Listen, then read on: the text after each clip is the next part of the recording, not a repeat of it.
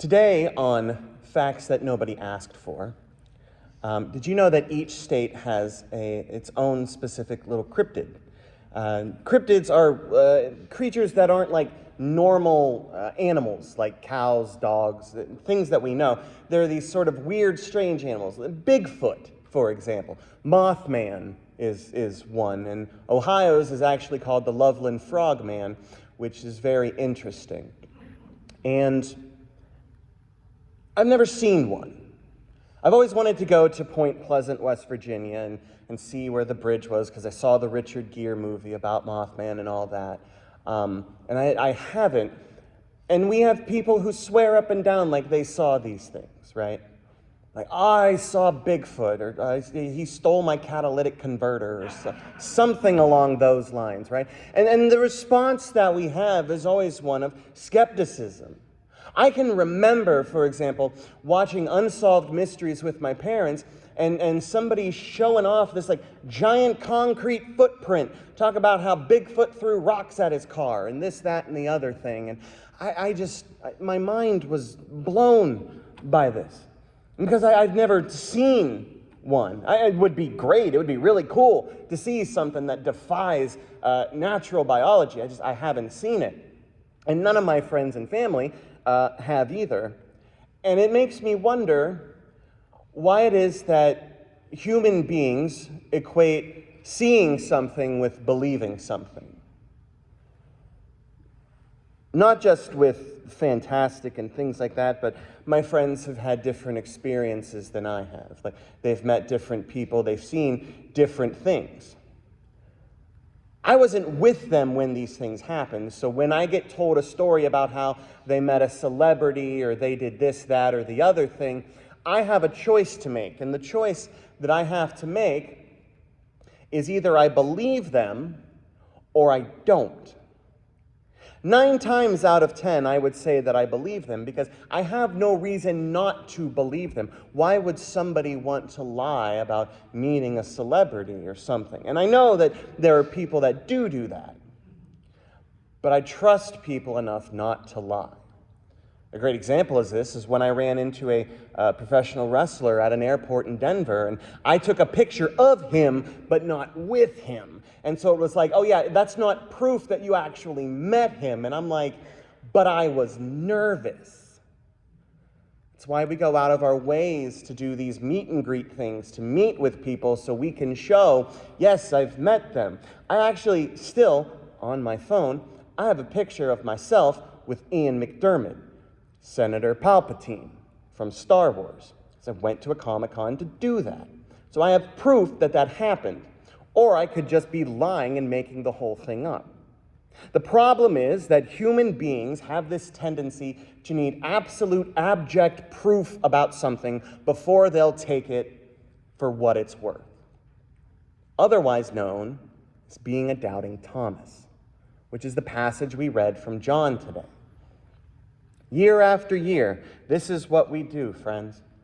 Shortly after the resurrection and after the stories of the resurrection, after the Road to Emmaus narrative, we come to the story, sooner or later, of doubting Thomas. And year after year, what happens? We focus on the man's lack of faith, his unbelief, if you will. And I have to ask myself, why? Going through the scriptures, I noticed something that stuck out to me. When a disciple had a lack of faith, Jesus called them out on it. O ye of little faith. That's what he did. That wasn't here. There wasn't a moment where Jesus looks at Thomas and says, you personally and individually lack faith. He asks him a question, which is, do you believe because you have now seen? And then he follows it up with, blessed are those who believe, yet have not seen. Where is the admonishment? To me, there doesn't seem to be one. And that's because Thomas believes in Jesus. Now let's take a step back and look at everything that the poor guy's been through for a while, right? Like, he saw Jesus beaten, scourged, and crucified. He saw him dead, and there were reports of the resurrection. And that right there was the problem. He wasn't there. He didn't see it. We have a very confusing narrative, right? We have Peter and John running because Mary Magdalene said the body was gone. So right now, there's no story of resurrection. It's just, hey guys, the body's gone. Peter and John run off. John apparently is a little bit faster. They go there, and what do they see? They see the empty tomb. And then they leave, and then Jesus appears to Mary, and Mary then goes to the disciples and says, Jesus is risen. Otherwise known as, I heard it from a friend who heard it from a friend. That sort of mentality.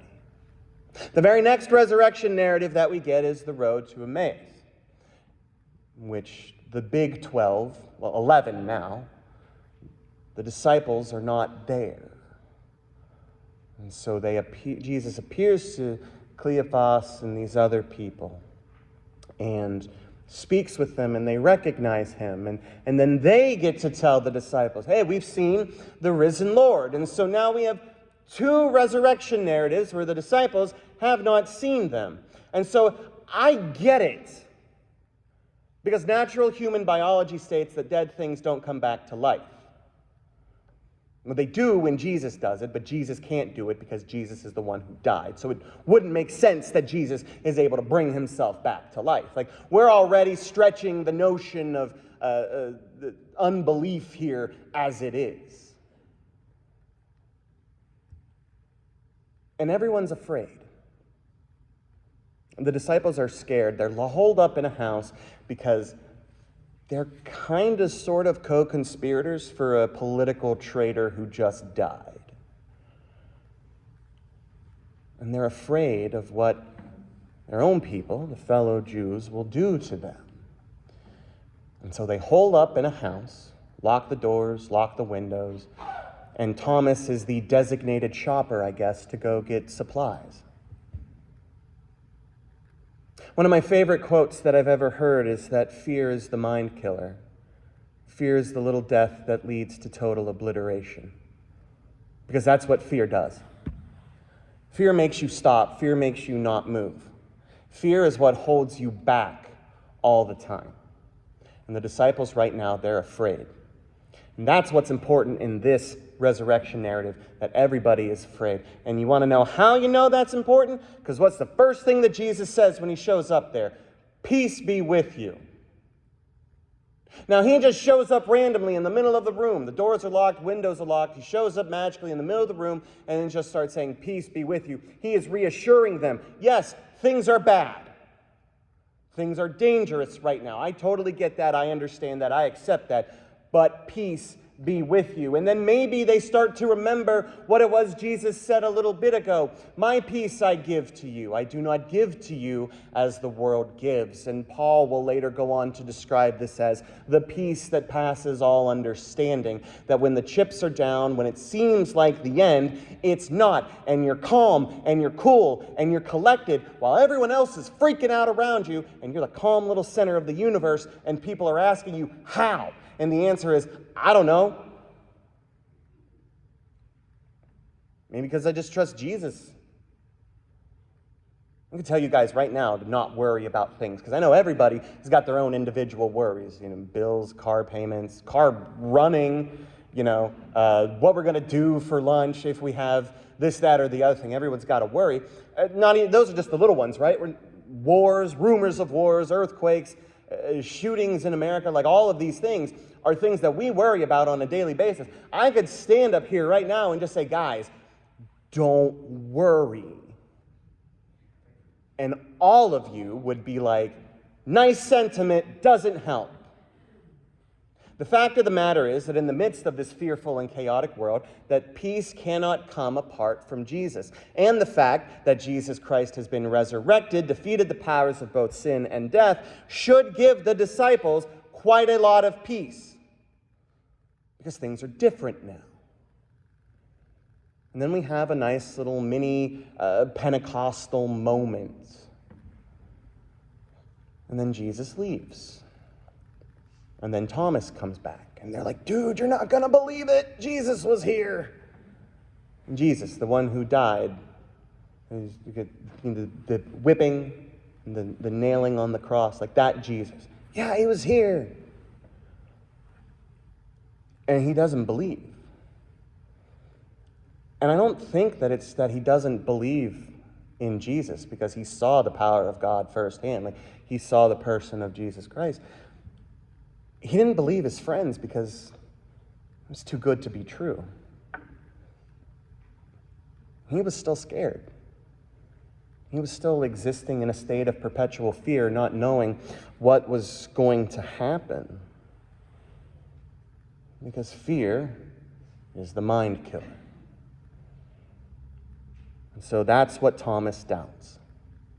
He doubts the fact that there could be peace, that there could be comfort, that something good could happen in a world that is clearly off kilter, where bad things happen, and not just bad things, bad, horrible things to innocent people who didn't deserve it should happen. And then they get betrayed by their own friends. Absolutely the worst of the worst thing that could happen. Thomas has lived through that. He has seen that. And now he lives in fear of his own life because of that. And you're trying to tell this guy that Jesus magically showed up alive and said, everybody calm down, it's fine. Human beings act all the time as if we would have a clear message from Jesus Christ himself. We would be fine. Yeah, we've seen Jesus, right? Guy shows up in burnt toast and Cheetos all the time, apparently. No, if we just heard his voice, if he would walk through the door right now and say, all right, y'all, listen up, here's what we're doing. Well, everyone would be happy, right? Everybody would know exactly what it is they're supposed to do. We wouldn't be so afraid of the state of the world because make no mistake, my friends, we still live in fear. I'm a parent to 6 kids. And I have to worry about them going to school.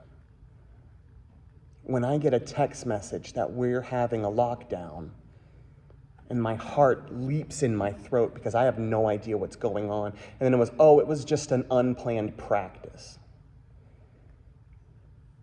My unplanned practices were sitting in the hall with my hands over my head in case a tornado came. That's the reality of the world that we live in today, where things like that happen. And I'm supposed to think that everything is going to be fine and Jim dandy when everything that I'm seeing tells me otherwise. And the answer is yes. Not necessarily in an immediate thing, but in a long-term grand scheme kind of way. And the reason is because not once in the history of all existence has this world functioned on its own. The story that we read in Acts is Peter talking to a bunch of Israelites. And he explains to them a very simple, poignant truth, that their history, dating back clear to Abraham, which dates back clear to the Adam and Eve narrative, their history, the Israelite history, is the history of God. And that this history continued in the person of Jesus. And he explains what happens to Jesus.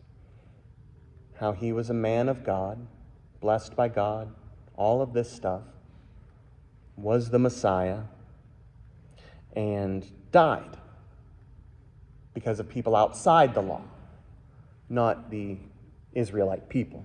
Remember, they couldn't put somebody to death. They didn't have that authority. But God raised him up, having freed him from death, because it was impossible for him to be held in its power.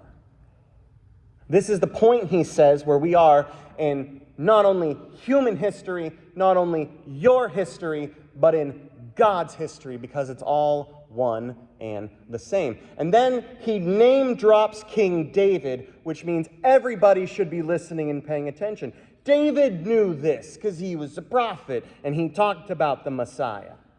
And he remembered the promise that God had made him about a member of his family being forever on the throne.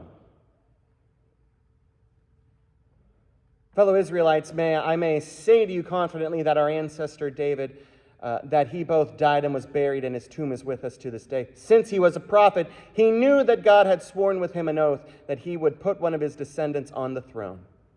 And he spoke of this. It was going to happen regardless. Because God is not separated from human history. On my desk, there's a bunch of little figures, not nearly as many as I would like, but I have a couple things specifically to remind me of Mr. Rogers, who's like the apex Presbyterian, in my opinion. And part of the reason is he said something once about how when things were horrible and terrible and there was bad news, you look to the helpers. You look to the people helping. And I realized God is still there. I'm just not very bright sometimes. Did you know that there exists a creature, an actual creature, called a mantis shrimp, which sees more colors than we as human beings are able to? They see the world differently, and people see the world differently from one another. Doesn't mean that they're not observing the same thing. It just means that the information that they're getting, for whatever reason, is different than the information that other people are getting. It's why you can look at a piece of art and say it means this to me, but it means this to another person. And when I stop, and when I think about how messed up and crazy and chaotic the world is, and I remember that in the midst of that, there are still people doing things, I see Jesus. I see Jesus in the voices crying out for justice in the face of another shooting tragedy. I see Jesus in the face of a president who gave up a life of luxury to just build homes for people. I see Jesus in the workers who travel the country when there is a natural disaster, those who will inevitably make their way down to Florida and help with cleaning efforts, trying to get people's lives back in order. It's not that God isn't around. It's not that Jesus isn't there. It's that we're so preoccupied with fear that we're missing the fact that he's been there the whole time. That's good. That's hopeful. It's also very challenging to us. And we're called to be Christ-like, remember? And what is it that people say? Nobody goes to church anymore. Why? People surely know where we are, right? Like we have a steeple and a sign, and I've seen lots of churches. I've seen horrible billboards for churches and flags and banners and commercials and this, that, and the other thing. And now you can just get Jesus on the TV screen, so you don't even have to leave the house, apparently. People know where we are. But are we making our presence known? Jesus bends over backwards to make sure the disciples know, you don't have to be afraid because I am here with you. And even if I'm not here physically with you, guess what? Holy Spirit. And then we Presbyterians do this weird thing where it's like, well, if one member of the Trinity is there, then that means everyone's there. So that means Jesus is there with you. And we remember things like, where 2 or 3 are gathered in my name, there so I will also be. So it's not that Jesus isn't with us, it's just that we don't pay attention, we don't see what he's doing. And the question, the concern is that, are we making our presence known? Because Jesus is certainly bending over backwards, making sure we know not only of his existence, but his love, his grace, and his mercy. Jesus has been there the entire time, throughout all of human history. We've been here too, the whole time. Sometimes people need a little reminder. It's not always bad, but it does mean that we have some work to do. Amen.